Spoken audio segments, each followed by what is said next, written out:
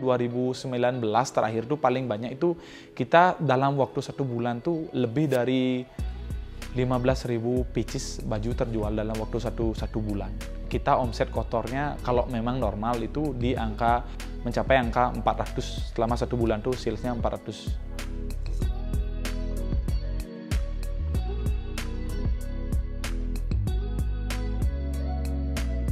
Perkenalkan, nama saya Dewa Gede Raka Wiguna. Saya biasanya dipanggil Dewa Raka atau Raka. Saya dari Tambak Siring, asli Tambak Siring. Di sini saya selaku pemilik usaha Raka Konveksi dan pemilik clothingan brand Bloody Parley. Kalau Raka Konveksi ini berdiri dari tahun 2015. Kebetulan itu pas pertama kali saya mau mulai kuliah. Jadi di sana saya mulai merintis usaha konveksi ini. Jadi di sana awalnya kita cuma jadi reseller baju, beli langsung dijual kembali sampai bisa di saat ini bisa produksi sendiri, langsung ada gudangnya. Kalau awal mulanya ya seperti yang tadi saya bilang, pertama itu karena saya melihat peluang yang ada di Tambak Siring, karena di Tambak Siring itu kadang kebutuhan akan pembuatan baju tuh tempatnya masih belum ada gitu loh. Artinya di Tambak Siring masih sangat minim, bahkan susah untuk mencari. Kadang-kadang waktu itu kita harus mencari keluar.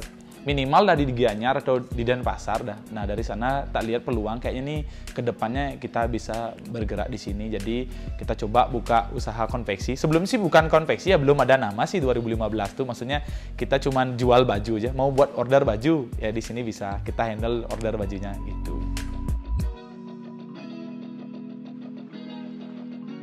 Kalau bisa kepikiran yang pertama itu karena pertama tuntutan ekonomi mungkin ya, karena saya kan harus maunya cita-cita kuliah.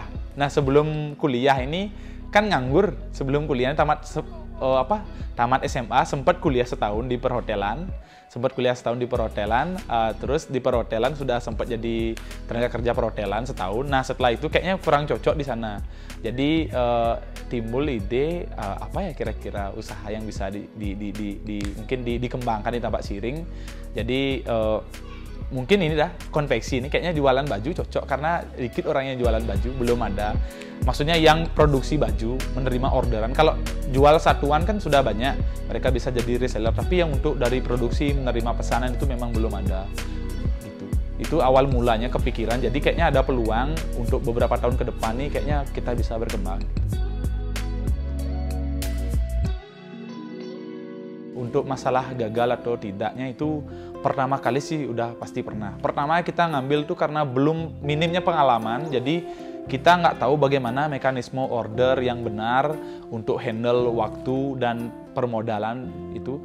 Yang pertama sempat sih saya rugi. Pertama buat konveksi ini rugi, kalau waktu itu karena keadaan memang nggak punya uang ya, rugi itu 4 juta tuh udah bener-bener lumayan. Karena waktu itu kita ngendal sekolah, artinya kalau istilah Balinya lagas kan nyemak gaya itu gitu. Habis itu kita handle sekolah buat baju olahraga. Nah, kebetulan di sana tuh mereka ngasih size, cuman pada saat kita produksi, karena kan saya sistemnya mesti oper ke pihak ketiga. Kita ngambil order, saya oper buat di sana. Nah, pada saat itu ternyata barang yang diproduksi ini tidak sesuai dengan orderan. Maksudnya size-nya kekecilan semua. Jadi dari ratusan baju yang diproduksi itu salah total semua. Nah, itu dah awal mula pertama kali gagal, baru mulai itu. Baru sempat ngambil orderan paling beberapa kali pas untuk ketemu channel di sekolah ini, salah satu sekolah swasta di Tambak Siring, ternyata gagal. Gitu. Jadi pada saat itu, pertama udah pasti, yang pertama tak rasain, gini rasanya gagal, maksudnya udah gimana caranya. Sekarang baju udah jadi, tapi nggak diterima dari pihak sekolah karena itu salah bajunya. Jadi pertama dipikirkan tuh gimana caranya kita harus tanggung jawab, dalam artian baju yang di order ini harus diselesaikan dengan tenggang waktu yang sudah diberikan. Nah, pertama itu yang pastinya menghadapi ya mentalnya harus dikuatkan, karena di samping support dari orang-orang terdekat, orang tua juga disupport. Nah, pertama akhirnya di sana saya memberanikan diri untuk meminjam uang di salah satu koperasi untuk mengembalikan modal baju yang sudah reject, maksudnya yang tidak terpakai itu. Jadi pertama kita ngajuin pinjaman untuk membeli bahan, karena bahan yang pertama ini kan sudah reject, maksudnya sudah nggak terpakai karena tidak cocok. Jadi di sana peran orang terdekat dan orang tua itu sangat penting. Meskipun mereka tidak mensupport kita secara finansial, tapi semangat dan dorongan itu dikasih, jadi kita bisa menghadapi itu. Oh ya, kalau masalah kompetitor, setiap usaha pasti ada kompetitor pastinya. Nah, kalau takut sih sebenarnya dibilang takut sih enggak ya, karena kita sudah punya brand atau market tersendiri, tetapi kita melihat kompetitor itu sebagai bahan evaluasi, karena kadang kita harus melihat kompetitor, maksudnya di mana kurang kita, nanti mungkin kita sesekali perlu melihat kompetitor, mungkin ada lebihnya dia, kita harus belajar dari kompetitor juga, karena di samping itu kalau nggak ada kompetitor mungkin kita kurang semangat, mungkin jadinya kurang terpacu. Kalau sudah ada kompetitor, jadi kita bisa lebih upgrade atau misalnya meningkatkan kualitas. Maksudnya kalau kita misalnya kualitasnya sekian, ternyata kompetitor bisa lebih tinggi kualitasnya. Jadi dari sana kita bisa lihat, berarti gini caranya yang harus diakali agar kita tetap menjaga langganan kita itu tetap di kita. Kalau masalah pemasaran, kita sih memang sebelum adanya gudang sama toko ini ya basic kita memang di Instagram sih kita lebih sering memasarkan produk tuh di Instagram, karena di sana kita mendapatkan banyak pelanggan. Setelah itu sudah dari internet atau Instagram, sosial media, Instagram, Facebook, terus dari pelanggan yang sudah pernah order ke kita. Jadi kan ada istilahnya word of mouth ya, dari mulut ke mulut.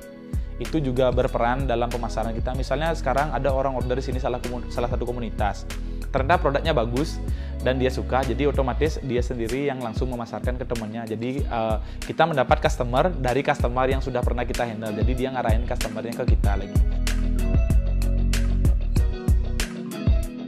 Kalau rekor yang paling banyak itu sih waktu pada saat pengerupukan ya. Pengerupukan sebelum corona itu kan tahun 2019 terakhir tuh paling banyak itu kita dalam waktu 1 bulan tuh lebih dari 15.000 pieces baju terjual dalam waktu satu bulan. Kalau omset normal kita biasanya sih kalau dari tim accounting hitungnya per bulan ya. Per bulan nanti misalnya per bulannya berapa dapat nanti dibagi dah, kita cari rata-rata per hari aja. Kalau per bulan itu kita omset kotornya kalau memang normal itu minimal di angka 70 sampai 100 per bulan itu, tapi belum termasuk profit. Itu 70. Kalau memang musim ramai kadang mencapai angka 400, selama 1 bulan tuh salesnya 400.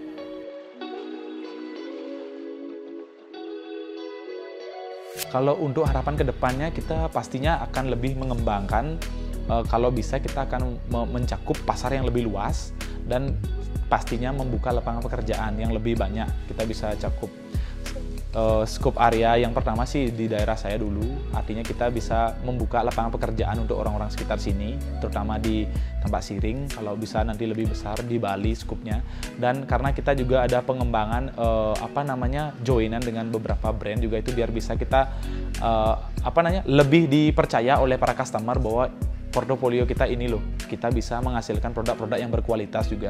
Meskipun produk lokal, kualitasnya juga bukan, artinya barangnya memang tidak terlalu mahal atau bisa dibilang agak murah, tapi kualitasnya bukan murahan seperti itu. Itu sih kedepannya kita harus mengembangkan tim sama mengembangkan tempat produksi.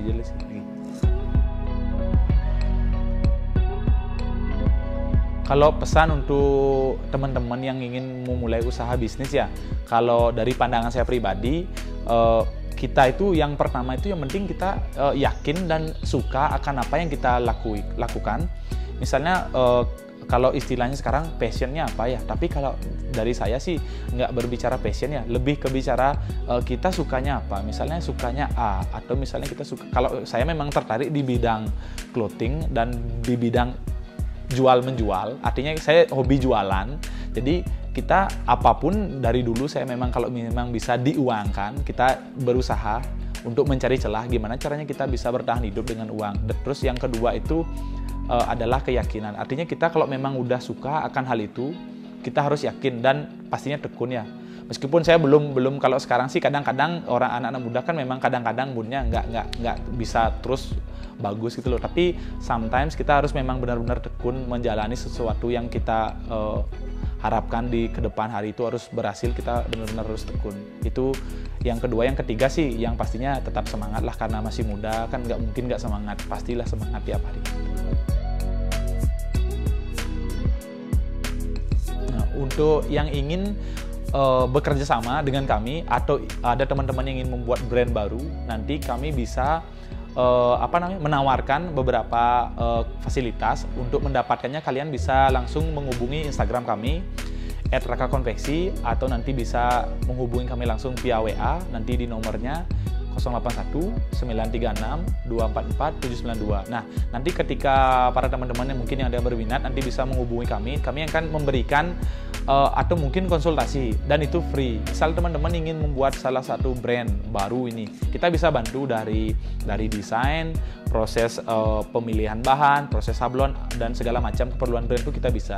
Karena dari label kayak gitu kita juga bisa handle. Nanti kalau sumpama teman-teman yang ingin membuat tuh bisa datang ke langsung cek aja di Instagram atau langsung menghubungi nomor telepon yang udah saya bilang tadi.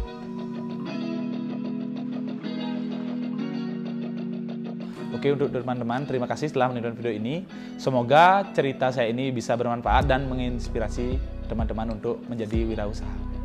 Langsung saja subscribe channel Semoga Sukses ini, dan jangan lupa like, komen, dan share ke teman-teman kalian. Mungkin saja nanti bisa bermanfaat untuk teman-teman kalian.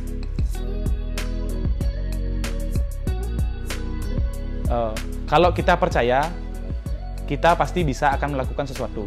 Yang penting kita suka, jadi kita pasti menikmatinya. Nama saya Raka, semoga sukses.